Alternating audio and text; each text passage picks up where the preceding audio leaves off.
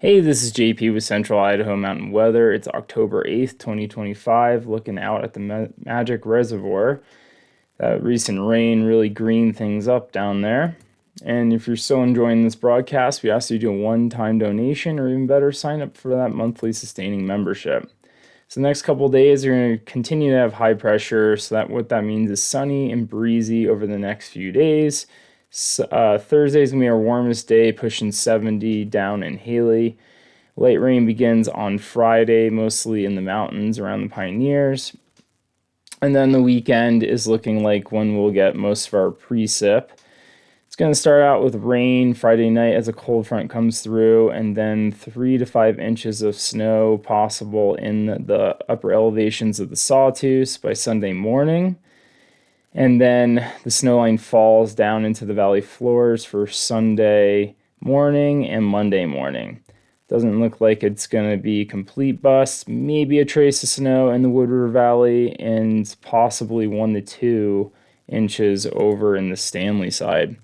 Looking at the mid-level water vapor today, we can see we have a lot of high pressure in the area based on all those warm red colors. We're just sitting in high pressure.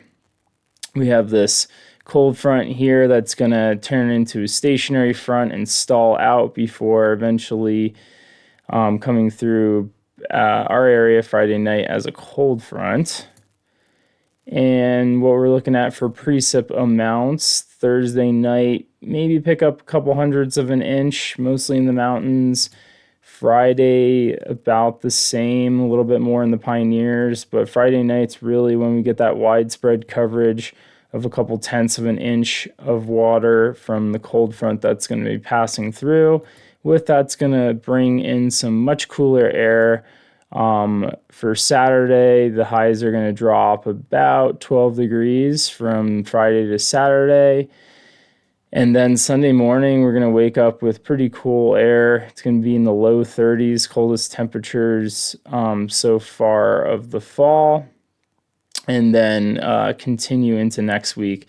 You can see by the temperature how wide the predictions are between the different models. Usually they're a lot tighter. That's normally the case when it's a day or two out. The further the forecast, a little less certainty.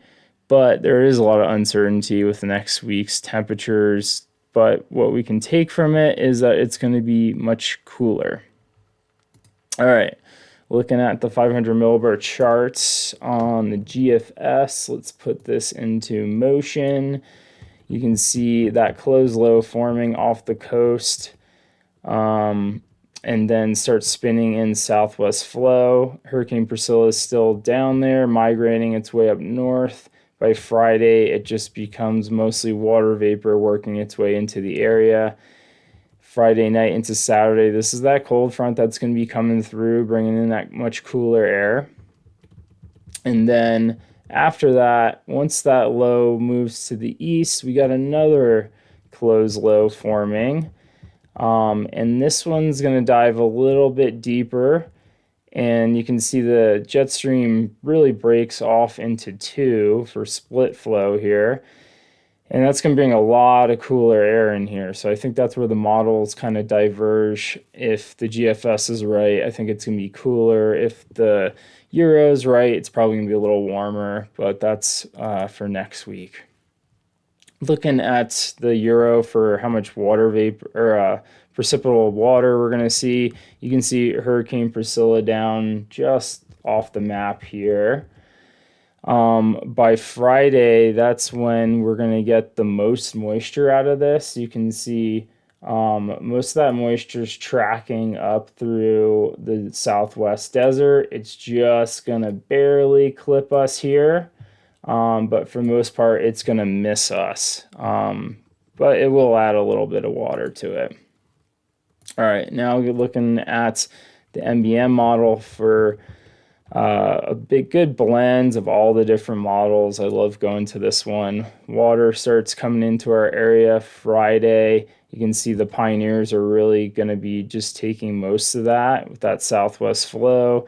Typically sets up a little bit better in the southern zones. And then Saturday night is when that cold front comes through, or sorry, Friday night is when that cold front comes through.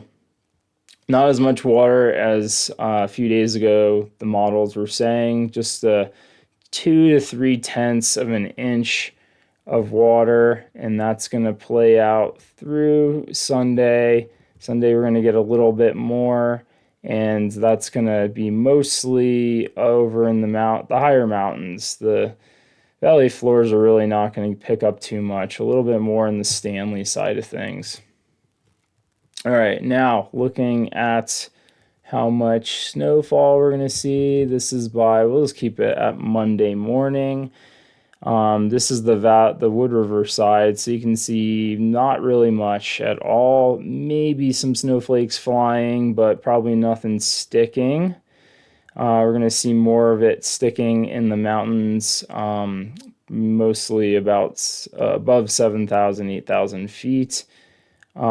Stanley looks like it could pick up 1 to 2 inches, and then the Sawtooth Crest by Monday morning could pick up to 6 inches. So those amounts are down a couple inches since the last time we looked at it.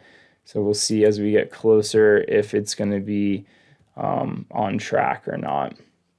This is looking at the MBM forecast for Williams Peak. We really don't see those temperatures drop until that cold front comes through. So Friday night doesn't look like we're really going to have too much snow. It's on until Saturday night when we're going to see those significant changes in temperature and drive some snow in the mountains. So looking like at Williams 5 inches by Monday morning. So certainly could stick around on those north-facing slopes. Probably not really the big storm that could stick around until winter and start producing some facets. But this time of year, I'm always keeping an eye out for those storm systems and starting to track the snow depths and future problems of the winter.